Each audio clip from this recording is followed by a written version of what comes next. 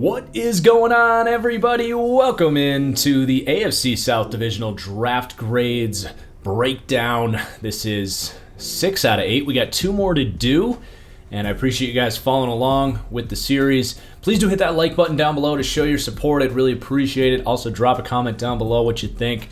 Time to get into the AFC South. Who got the best players? Who had the best drafts? Got the most value? You name it. Who's planning the best for the future? Starting with the Houston Texans, who have quite the future to plan for.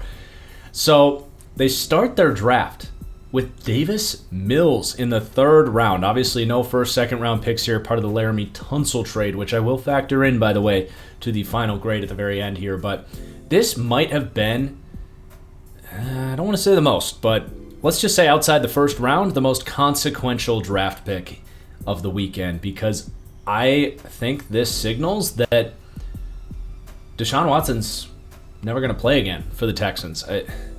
For them to sit there for 4 months and think about this and go through all this, get trade offers for Deshaun, and now this whole massage scandal, man, this is a big deal, at least from the scope of the organization.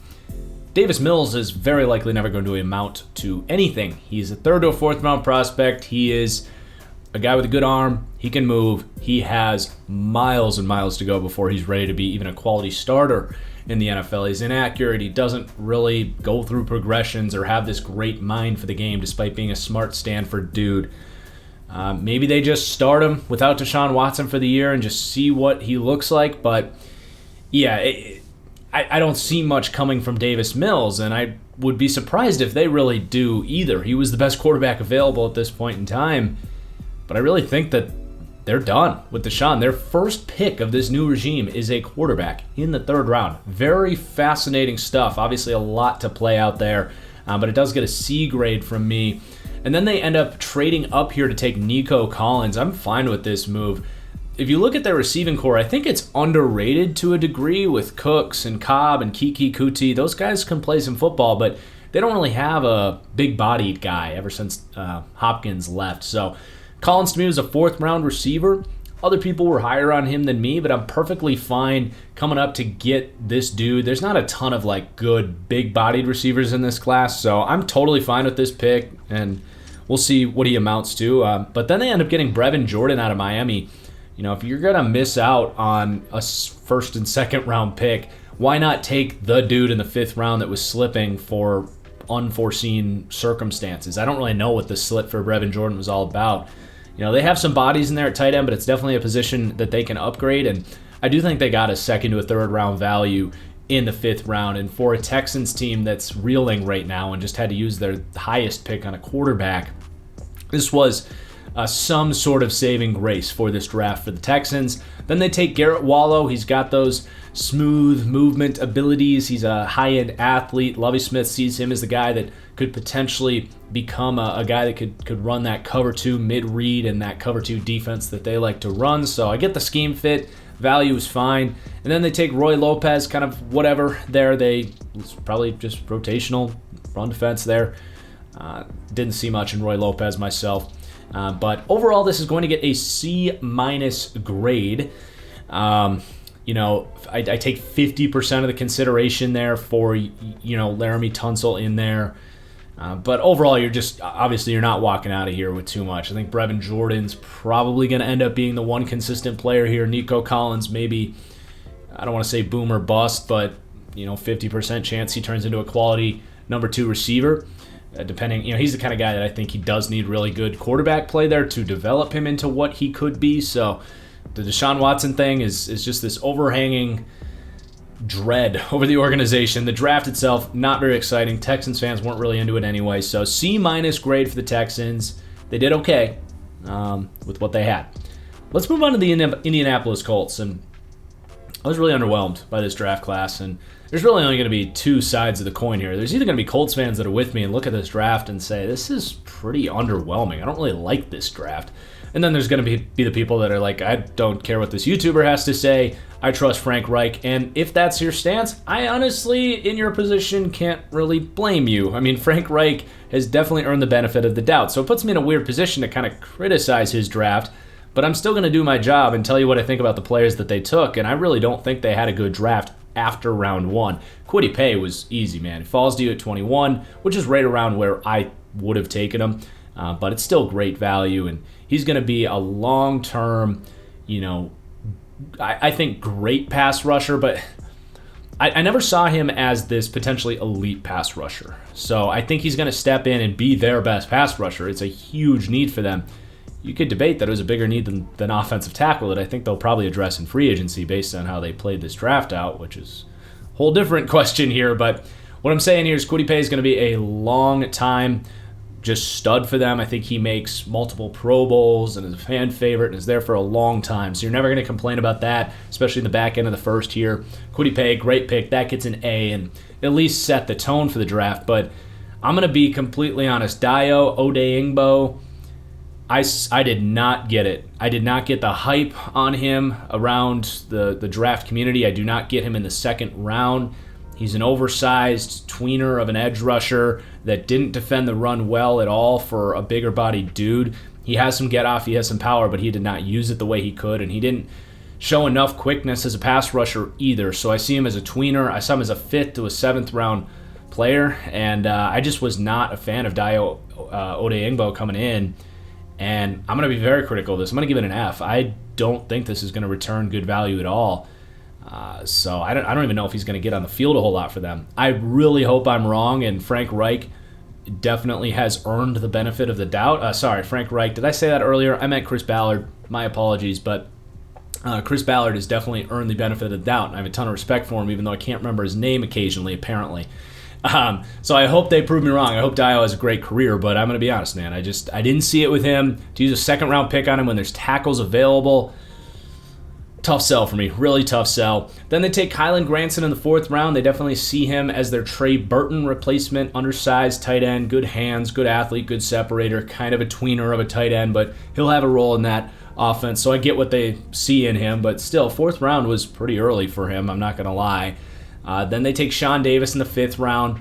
They kind of had to. I mean, there was a big run on safeties before then, and I think they probably panicked a little bit. I would be surprised if they had a 5th round grade, like a true 5th round grade on Sean Davis. I had him 5th to a 7th, so it's not like this is a bad pick. I don't really see a whole lot there with Sean Davis. He's not a great athlete. He's inconsistent in coverage.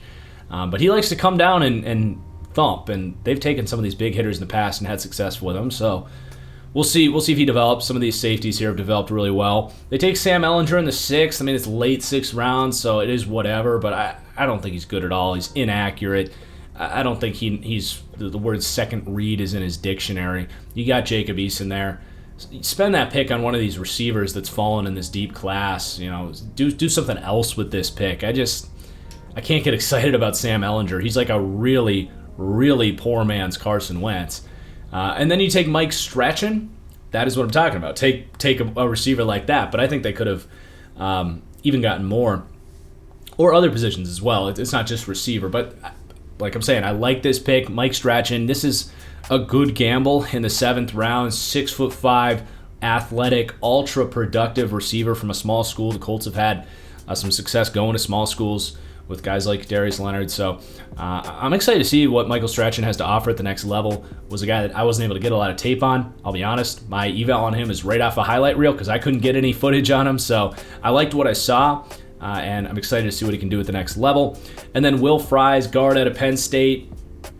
I had a priority free agent grade on him. He's played a lot of different positions. He's versatile, just depth piece there. I don't see him with like starter upside or anything, but yeah, man, I was disappointed in the Colts draft. I'm excited to hear what Colts fans have to think about this. And if you have confidence in Chris Ballard, that's fine. But I'm just going to be honest. I was very underwhelmed. I thought this was one of the worst drafts of the weekend, a C- grade for the Indianapolis Colts. Then we have the Jacksonville Jaguars. Picking number 1, they take Trevor Lawrence. Don't really need to get into it. Excited to see the new regime there with Trevor. And then the first real pick for Urban Meyer and these guys is a running back in the 1st round. Really, the team that found James Robinson as an undrafted free agent takes a running back in the 1st round. The team that has a bunch of needs because you were picking 1st overall. It's interesting. It's completely different than, say, the Steelers taking a running back who need a bruising impact in the running game, something that they weren't going to be able to find later on in this draft with a team that wants to win right now and doesn't have the cap space to pay a running back and doesn't have a quarterback with the upside of Trevor Lawrence and has an elite defense. There's so many reasons why I will defend Najee Harris in the first round and criticize the Jags for drafting a running back. With the first pick of this new regime, it's just the positional value, man. There's other spots to go. Take a Christian Barmore. Take a better safety. Take really anything else here. I do like the way that they were able to execute the rest of the draft to make up for it, but man, I can't get behind it, especially when you have a running back there in James Robinson that's good to go. He's cheap. He's a good player. Now, Travis Etienne's going to be a freaking rock star here. He's going to be a hell of a running back. But by the time they're ready to win, are you going to have to pay Travis Etienne a bunch of money? There's just a lot of things about this that just don't read well for me. Then Tyson Campbell. I like this kind of just overall pick value. There's other positions I think Jags fans wanted to go, but I think Tyson Campbell's a really good corner. I had him over Eric Stokes, who ended up going. His teammate went to Green Bay earlier. Just steady man cover corner. And I look at the guys they have with CJ Henderson, and they signed Shaq Griffin from Seattle. I think they're going to mix in a lot of man coverage with this new system because these guys are all really good press man corners, and I'm excited to see that trio get to work, which could quickly turn into one of the better cornerback trios in the league. So I think it's a good pick. I talk a lot about having three really good corners, and I think they do now. So I like that. Walker Little out of Stanford, excellent pick. I kept trying to tell you guys this guy's going to go in the top 50, and he goes right at, 51 or first two rounds I was saying he was going to go. And he was on my sleepers list. I think the Draft Network had him falling to like the 4th, 5th round. That was never going to happen. This guy is a former 5-star commit. His tape is fine. He just hasn't played in 2 years. And part of that was just the COVID opt-out. He's in really good shape. I would not be the least bit surprised if he beats out Cam Robinson this year, but it's the perfect spot for him because you are fine putting those two tackles in there this year with Cam Robinson and Taylor at right tackle there. But you could really benefit from a potentially elite tackle, and Walker Little has those traits, the size, the strength, the technique, the upside, the youth. I like everything about Walker Little other than the fact that he's had a hard time getting on the field at Stanford. But again, that was mostly just COVID. He tore his ACL once. Big deal. I like this pick a lot. I give it an A. I really wanted them to take a tackle in this really good tackle class, and they did. So great job for Jacksonville. That's probably my favorite pick that they made here. The Andre Cisco pick is good, just good value at a 3rd-round grade on him. He's a little stiff. He's kind of a downhill dude. I think he's going to be somewhere between Blair for the Seahawks, who has had a hard time getting on the field, and Adrian Amos. So somewhere in that spectrum of downhill safeties.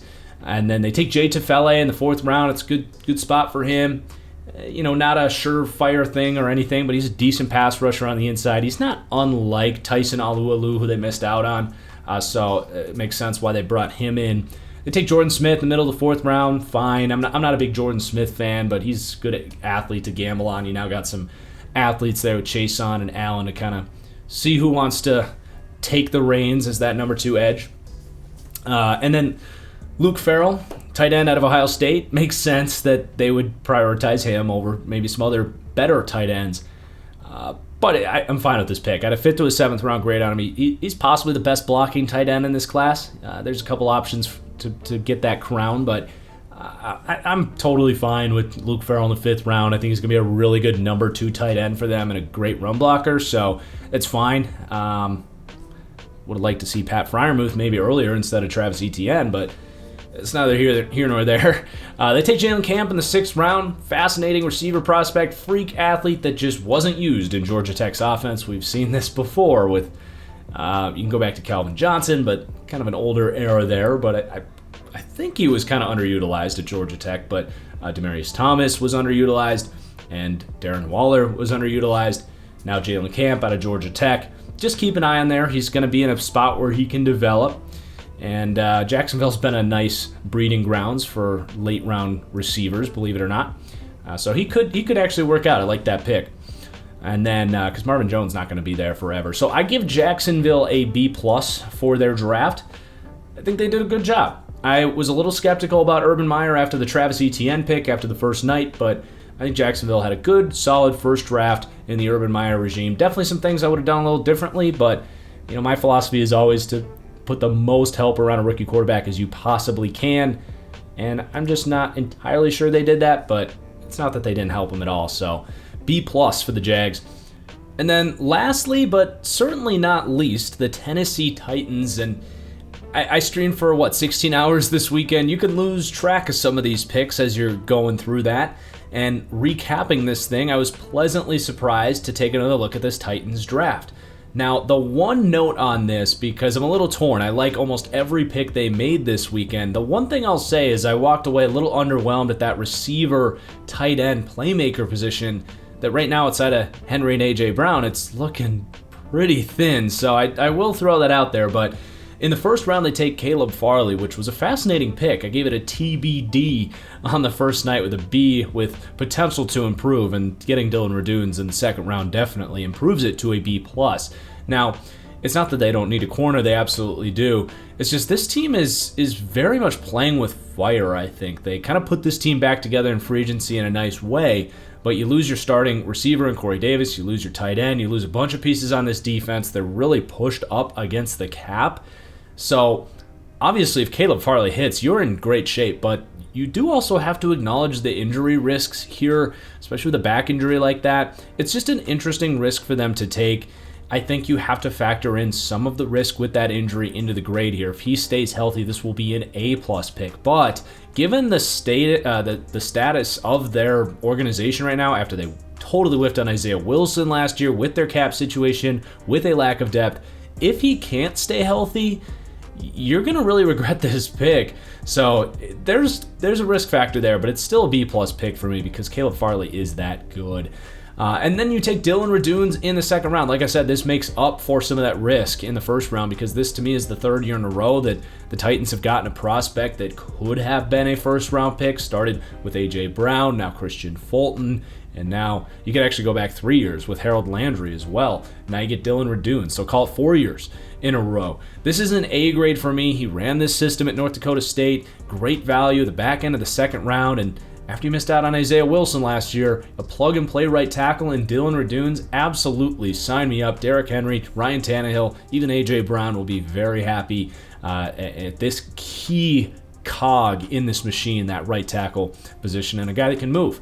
And then they take my dude, Monty Rice. Now, again, I like this pick a lot, but so I'm obviously not going to criticize this. I gave it an A. Monty Rice is my dude, and I think he's going to take over for Jayon Brown, but I am still looking at this receiver group, this tight end group, and I have some questions, but I can't talk down on the Monty Rice pick, man. This is awesome. I do think Jayon Brown gets a little too expensive for them after a breakout year this year. I really like Jayon Brown. Surprised to see him get such a budget contract, but part of that was due to the reduced cap space around the league. So potentially planning for that a little bit. I think he's really good in coverage. I think he's a ton of upside. A lot of times reminds me of Eric Kendricks. So I do give this an A. But these do start to add up. Like, when are they going to address the receiver? So we'll get there. They take Elijah Molden at the end of the third round. Excellent value. Now, it was a third-round grade for me. You get him at the end of the third here, but they also, losing Desmond King here, my pro comp for Elijah Molden was Desmond King. Some people are going to see this as one of the steals of the draft. I still think, slot corner, to expect him to go in the second round was always kind of foolish in my opinion. But then they take Des Fitzpatrick in the fourth round. Do I expect too much from him? I'm not going to lie, man. No, I don't. I have a 6th to a 7th round grade on Dez. I will say I can understand why they went with him, because when you look down the board, there's not a lot of big guys that run block that have good speed that are going to be tough guys after the catch, which is exactly what this system looks for. And I'm sure that they looked around the league and saw 12, 13, even 14 teams replicating the system now, and there wasn't a ton of receivers that fit that scheme. So I do understand why they went the way they did. I just don't think Dez is all that good. He comes down with contested catches. He's got some straight line speed, but beyond that, there's not a whole lot being brought to the table there. So we'll see what he turns into. I don't see him being a day one contributor at receiver. You're probably going to have to lean on your signing from the Rams there. I can never think of his name, but you could get by with that. So then they take Rashad Weaver at the end of the fourth round. More great value. You're getting that starting defensive end in this system. Interesting enough, because I thought he was more of an edge defensive end that maybe kicks inside on passing downs, but he absolutely has the rare play strength for a, let's just say, undersized 3-4 defensive end that these Belichick fronts look for. And I think Vrabel's pretty excited to get Rashad Weaver now. He just got in like some sort of a fight, like minor assault charges or something. Hopefully that's not anything major and they don't have another Isaiah Wilson situation on their hand in the 4th round. Hoping for the best there, and that it's, gone soon and everyone's okay. But then they take Racy Mcmath, one of the worst Senior Bowl performances you'll ever see. This dude looks stiff as a board, like he couldn't run a route. And then, shockingly, comes out and runs a 4.3, 4.40. LSU fans were like, we're not surprised. We've seen the speed. So I dug deeper in his tape, and eventually I found the 4.34 speed in there. You had to look pretty damn hard, but there's some plays in there. You can see it's legit. He's tall, got that long speed. Very, Marquez Valdez-Scantling-esque in a lot of ways with Racy Mcmath, just maybe even more raw. So, it makes sense. Take a chance on him. Take a chance on speed, as teams like to do, but I don't see a whole lot there. But then they finish with my dude, Brady Breeze, at the end of the 6th round. You guys know I love this pick. He was one of my biggest sleepers, a guy that, opted out of the final season, was never a full-time starter until the end of his junior year, so was just getting started as a star at Oregon. Made a lot of plays, a versatile guy. Vrabel's going to love how he fits into the scheme, and I'm excited to see him compete there with Dane Cruikshank and Amani Hooker, who all have a fairly similar skill set, and just let the best man win. I think that's excellent value in the 6th round. And good draft for the Tennessee Titans. More than good. I thought they got great value down the board. My only thing is, at the end of the day, you need offense in the NFL, and are they going to get that here without a tight end, without a receiver in this system? Can you lean on just A.J. Brown with Ryan Tannehill there? I don't know. There's other directions I think they could have gone, but ultimately a really good draft for the Tennessee Titans. Going to give them a B+, and should put them right back into the mix in this AFC South that I think will be pretty competitive this year. And that's going to do it for this divisional breakdown. We got 2 more to go. Appreciate you guys. Drop a like and a comment down below to support the series. Make sure you subscribe so you don't miss the rest of this stuff. Appreciate you guys watching. Cheers. We'll see you for the next one. Peace out.